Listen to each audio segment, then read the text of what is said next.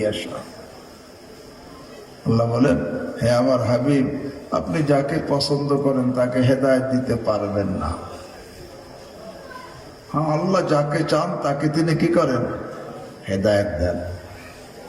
ওয়ালাকিন্নাল্লাহ ইয়াহদি মান ইয়াশা। আল্লাহ হেদায়েত দেন মান ইয়াশা, যাকে চান। এটার সহিহ তরজমা এটা। হাকিমুল উম্মত মুজাদ্দিদ মিল্লাত শাহ আশরাফ আলী থানভী রহমাতুল্লাহ আলাইহি এখানে আরেক তরজমা করেন, ওয়ালাকিন্নাল্লাহ ইয়াহদি মান ইয়াশা,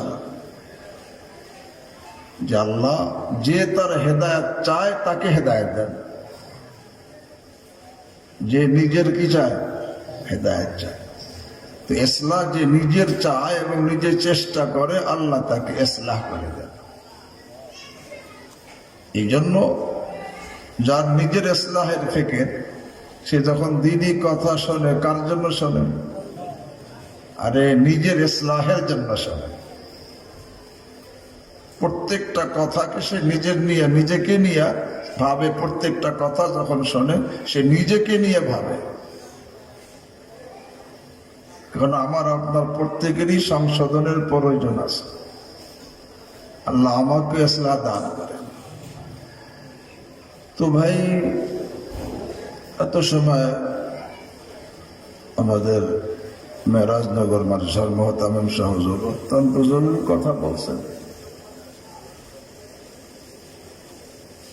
উনি যে কথাগুলো আমি পরে এসে শুনেছি,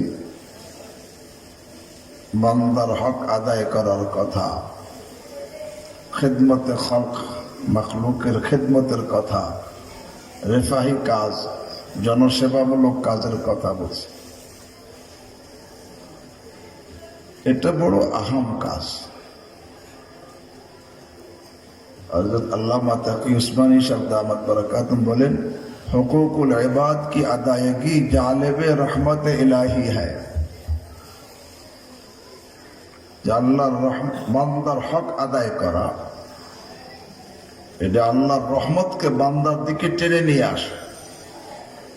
অর্থাৎ যে নাকি বান্দার হক আদায় করে তার সঙ্গে আল্লাহর রহমত থাকে।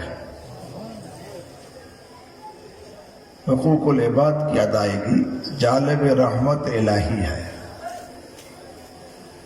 এই জন্য বান্দার হক আদায়ের ব্যাপারে বড় সতর্ক থাকা দরকার।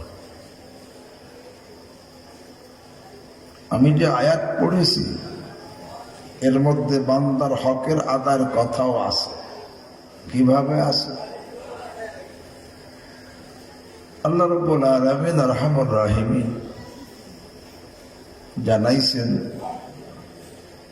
কোরআন হাদিসের মাধ্যমে আমরা জেনেছি, আখিরাতে জান্নাত বড় নেয়ামতের স্থান। আর জান্নাতের মধ্যে সবচেয়ে বড় নেয়ামত হবে দিদারে মাওলা, আল্লাহর দর্শন। আল্লাহ আমাকে আপনাদের সকলকে তার দিদার নসিব করেন। তো আল্লাহ রাব্বুল আলামিন আরহামুর রাহিমিন এই আয়াতের মধ্যে যারা আল্লাহর দিদারের আশা করে তাদের জন্য দুইটা আমলের কথা বলছে। কয়টা আমল? ফামান কানা ইয়ারজু লিকা রাব্বিহ, যে কেউ তার প্রতিপালকের দিদারের আশা করে সেই জন্য দুইটা কাজ করে, একটা করণীয় আর একটা বর্জনীয়। করণীয়টা কি? ফালিয়ামাল আমালান সালিহা, সেই জন্য কি করে? নেক আমল করে। কি করে? নেক আমল করে। নেক আমল কাকে বলে? আমরা অনেকে মনে করি নেক আমল শুধু নামাজ পড়া, রোজা রাখা, হজ করা, যাকাত দেওয়া, দান খায়র, এগুলো হলো নেক আমল। কিন্তু ইমাম নাওয়াবী রাহিমাহুল্লাহ নেক আমলের ব্যাখ্যা করছেন, হুয়াল কিয়াম বিহুকুকিল্লাহ ওয়া হুকুকিল ইবাদ। নেক আমল হলো আল্লাহর সমস্ত হক আদায় করা, বান্দার সমস্ত হক আদায় করা। একজন যদি পরিপূর্ণ নেক আমল করতে চায় তাহলে তার আল্লাহর সমস্ত হক আদায় করতে হবে, বান্দার সমস্ত হক কি করতে হবে? আদায় করতে হবে। একজনে আল্লাহর হক আদায় করলো, বান্দার হক আদায় করলো না, বান্দাকে কষ্ট দিল, সে কি নেককার? আরে নেককার না। নাসাই শরীফের মধ্যে হাদিস এসেছে, রাসূল করিম সাল্লাল্লাহু তাআলা আলাইহি ওয়াসাল্লামের নিকট জিজ্ঞাসা করা হলো, ইয়া রাসূলুল্লাহ, একটা মহিলা বড় ইবাদতকারিনী, ফরজ ওয়াজিব সুন্নত সব আদায় করে এবং নফলও কি পরিমাণ করে, প্রত্যেক দিন সে রোজা রাখে, একদিনও রোজা ছাড়ে না, নফল রোজা, আর সারা রাত নফল নামাজ পড়ে। তো কি পরিমাণ সে আল্লাহর হক আদায় করতেছে, যে ফরজ ওয়াজিব সুন্নত কোনোটা সে ছাড়ে না, আর নফলও কি পরিমাণ, যে প্রতিদিন নফল রোজা রাখে আর সারা রাত কি করে, নফল নামাজ পড়ে। কিন্তু এই মহিলার ব্যবহারে অন্যরা কষ্ট পায়, তার স্বামী কষ্ট পায়, অন্যরা স্বামী আত্মীয় স্বজন কষ্ট পায়। এখন এই মহিলার ফায়সালা কি?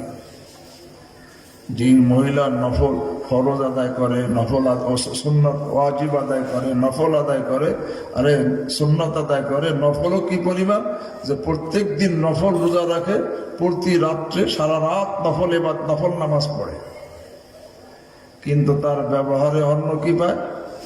কষ্ট পায়। এই মহিলার ফায়সালা কি? রাসূল করিম সাল্লাল্লাহু আলাইহি ওয়াসাল্লাম স্পষ্ট বলে দিলেন, হিয়া ফিন্নার। এই মহিলা কি হবে? জাহান্নামী হবে। এই মহিলা কি নেককার হইতে পারছে? অথচ ফরজ নামাজ, ফরজ আদায় করতেছে, ওয়াজিব আদায় করতেছে, সুন্নত আদায় করতেছে, নফলও কি পরিমাণ, যে সারাদিন প্রত্যেক দিন রোজা রাখে আর প্রতি রাত্রে সারা রাত নফল নামাজ পড়ে, কিন্তু তার ব্যবহারে অন্য কি পায়? কষ্ট পায়। রাসূল করিম সাল্লাল্লাহু আলাইহি ওয়াসাল্লাম স্পষ্ট বলে দিলেন, হিয়া ফিন্নার। এই মহিলা নেককার না, এই মহিলা জাহান্নামী হবে। বুখারী শরীফের মধ্যে হাদিস এসেছে, এক ইবাদতকারিনী মহিলা একটা বিড়ালকে বেঁধে রাখছে। বিড়াল বেঁধে রাখার কারণে সে বিড়ালকে খাবারও দেয় নাই, ছেড়েও দেয় নাই, বিড়ালটি না খেয়ে মারা গেছে। আল্লাহ রাসূল সাল্লাল্লাহু আলাইহি ওয়াসাল্লাম জানান যে সেই মহিলা এই বিড়ালকে কষ্ট দেওয়ার কারণে জাহান্নামী হয়ে গেছে। দাখালাতিন নারা ইমরাতুন ফি হিররাতি। বিড়ালকে কষ্ট দেওয়ার কারণে জাহান্নামী হয়ে গেছে। বিড়ালও তো আল্লাহর একটা মাখলুক। তো বান্দার হক আদায় না করলে, যদি একজনে আল্লাহর হক আদায় করে, নামাজ পড়ে, রোজা করে, হজ করে, যাকাত দেয়, সব করে, মসজিদ বানায়, মাদ্রাসা বানায়, কিন্তু বান্দার হক নষ্ট করে, এ লোকটা কি নেককার? আরে নেককার। নেককার হতে হলে আরে আল্লাহর হকও যেমনি ভাবে আদায় করতে হবে, বান্দার হকও তেমনি ভাবে কি আদায় করতে হবে।